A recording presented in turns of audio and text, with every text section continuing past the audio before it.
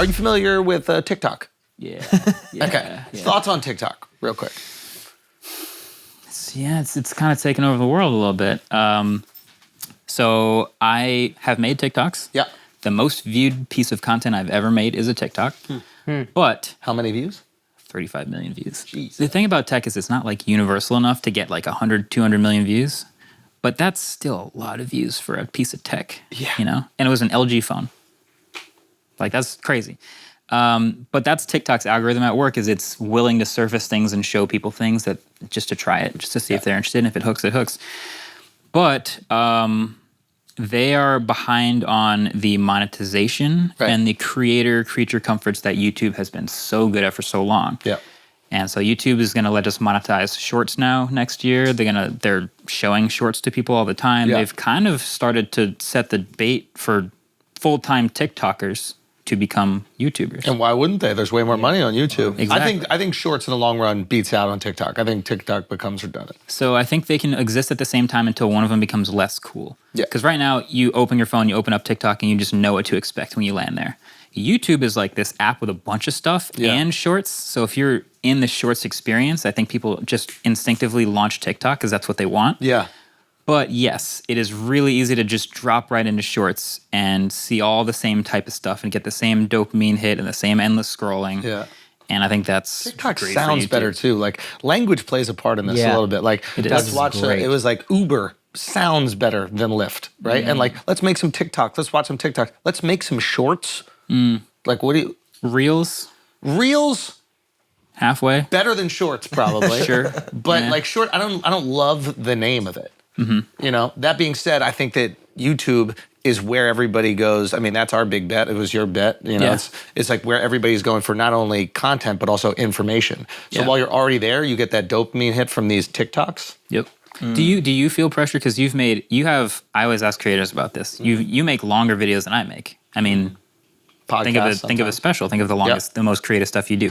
Do you feel pressure because of how popular short form stuff is to either adapt or like cut down stuff for shorts or try shorts or any of that? I love it because it allows me to repurpose content. Interesting. So if I have a 5-minute joke that can be 2 or 3 1-minute TikToks or reels or clips, now I'm getting to use every part of the buffalo. Yeah. You know, so for me, it's great. And it's also like, I think our whole strategy was I can hook you with a minute.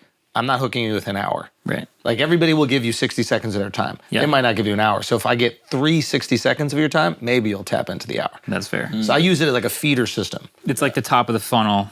If they like enough shorts, they'll watch longer stuff. Exactly. But there was even a time for you where you would make you would have like short interactions and they would be too short to be like a 5-minute YouTube video. Yeah. And you'd be like, we just can't put it out. It's not long enough. Yeah. Like that was recent history. Yeah. 90 seconds, it would be a very funny thing, but it's like, well, nobody's watching a 90-second. Right. Yeah, we noticed that like the sweet spot for the videos, if we were putting out like a joke, was like between like 3 and 6 minutes or something like that. At the time, At the time, right? So when we put out something that was maybe like 47 seconds, diminishing returns. But then when we were able to throw that shit up on Instagram or now Shorts. Yeah. Yeah. Yeah. It's kind of the same thing. We had a lot of, I make like, the average length of my videos has gone up, but it was like a 5-minute video and now it's like a 9, 10, 11, 12-minute video. Yeah. And I have lots of ideas where I'm like, I have thoughts on it, but it's not a 5-minute video. Yeah. It's just it's not enough for a video. But I've watched a few of your shorts. I really like your shorts. Those are some of the ideas that we've gone, you know what? This is 60 seconds. Yep. And then we can turn it into a thing that maybe is the top of the funnel. And it's similar enough to the longer videos that it can maybe convert. Still working on that. YouTube's still working on that. But I think that's another advantage over TikTok, where if you do other stuff, it works. Whenever I have a guest on and I'm starting to get into, trying to understand like who they are so we can have this conversation. A podcast, listening to you on a podcast is going to be the most fruitful for me. Sure. Because it's hard to pretend for a long period of time. Like everybody can do 60 seconds where they're like on script and they get out this version of themselves that they wish that they were. Yeah. But an hour, 2 hours, you get the real sense of like who that person is. Yep. So that's like where I get sense of person. But I'm always looking at myself like, what am I going to first for a guest? And the first few videos I watched of yours were shorts. And those naturally took me into watching your long videos, or longer videos. I watched a few like reviews, but that wasn't my intention. I was gonna watch you on a pod and the shorts popped up. And then because of the shorts, I watched a longer video. That's the ideal. that's exactly what YouTube tells us they're going to have happen more often, and then I'm hoping fucking- it does. It tricked me, and I know that that's the strategy. Yeah. Well, couldn't Yeah. YouTube, like, I agree that TikTok's benefit is that it's the second you open the app, you're getting fed content, whereas with YouTube, you're getting fed choices, and choices are paralyzing. Yeah. So I wonder if YouTube could optimize the UI so that as soon as you open it, depending on your consumption preference, it Starting to shows see you it. a short, Yep. or it shows you a long form MKBHD video. But they have started to do that. If you notice, like in the feed, they'll start Exactly. playing the video if you sit on it long But the enough. second you open it, Okay, Exactly. the second you open the app right now, I think they're probably doing this now, is they have like 1 or 2 long form thumbnails at the top, and then they'll peek a little shorts tab right above that. And if you get right into that short, it's over. You're in. I don't think they can open with the shorts because YouTube's library is still mostly long form stuff, and that's the bread and butter of YouTube. But they are sneaking shorts in there. It's in the recommended a little bit. Yep. It's on the homepage, like half a scroll down. yeah. So they're integrating it, but I don't know if they'll fully I dive. think you get shorts because you actually watch shorts more. Yeah. And that's why you Yeah. probably got shorts of his first, because I've never got recommended a short. Yeah, I of don't. it. Interesting. Yeah. I love shorts. Yeah, I was just scrolling through and maybe they started to pop up. But the reason why I asked you about TikTok is because I went on a rant on Brilliant Idiots, a show I do with Charlamagne the God, Yeah. and about how dangerous it was to have like another country's tech influencing us, right? And like basically the idea was you have another country that can gear the algorithm to reward whatever behavior they want, and they could reward behavior that might not be beneficial to the next generation of Americans or whatever other country. And that's why it's dangerous. Yeah. And then I said that in China, the algorithm is different. It rewards not dumb dancing, but it rewards, engineering goals and all these other things.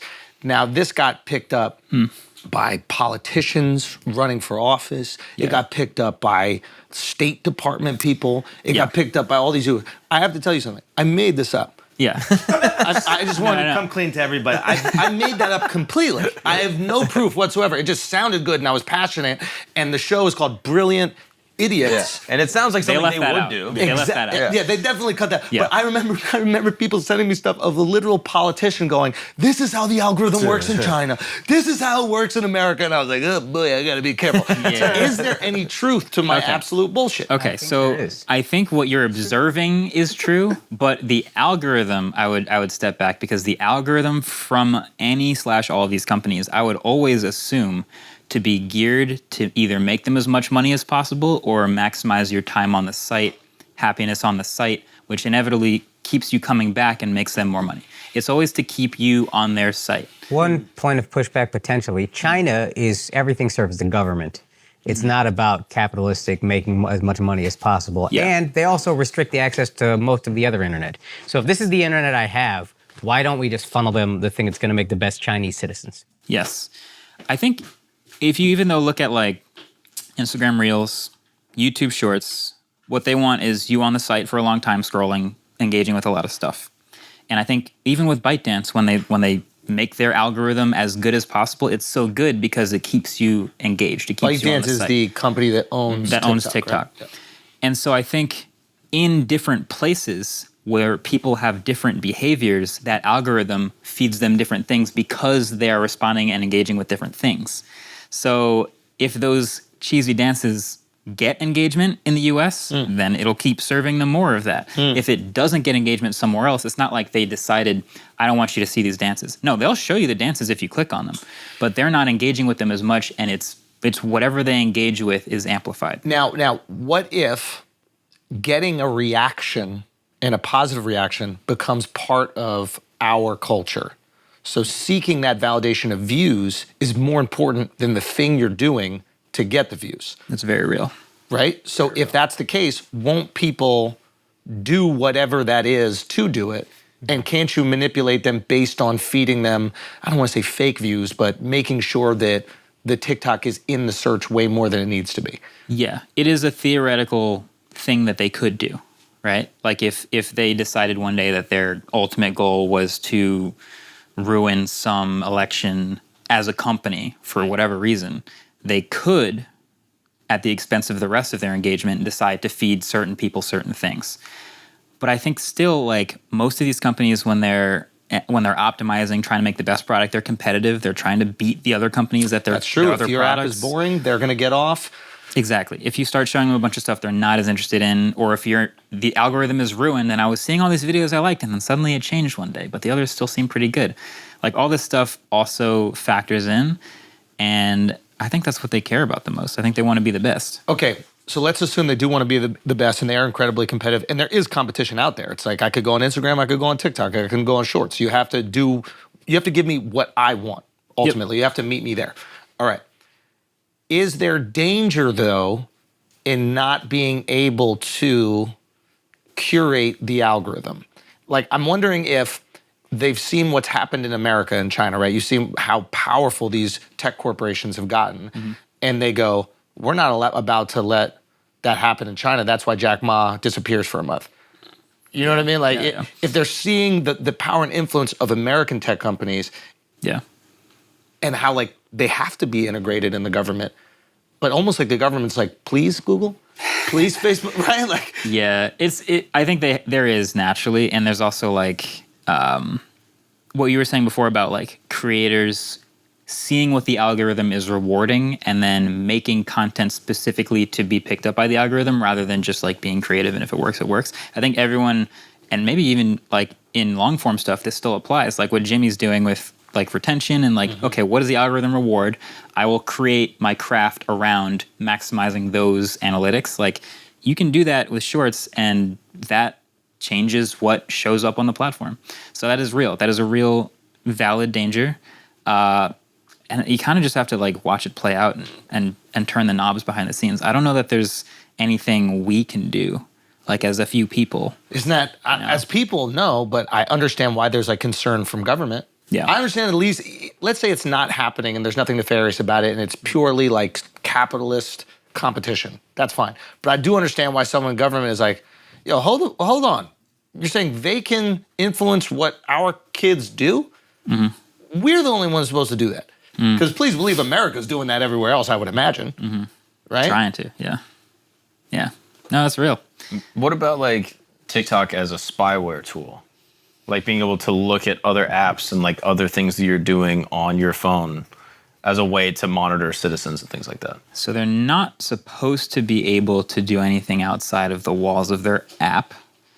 They will have you make an account, and maybe if you log into that account in a browser, there's a cookie that can follow you and all this stuff. But like, as far as what putting that app on your phone can actually give that company, it's not supposed to be very much. And companies like Apple, Google, Samsung that are in charge of like the security settings on your device are supposed to have your best interest in mind and make sure you can't be tracked by apps that didn't ask to. Right. So You're saying supposed to a lot. Theoretically. It's because like I can't see what they're doing behind the scenes, and inevitably there are bad actors and some companies just throw it all out the window and do terrible things. Got it. But theoretically, yeah, they're supposed to have those barriers in place, and they're supposed to do it right.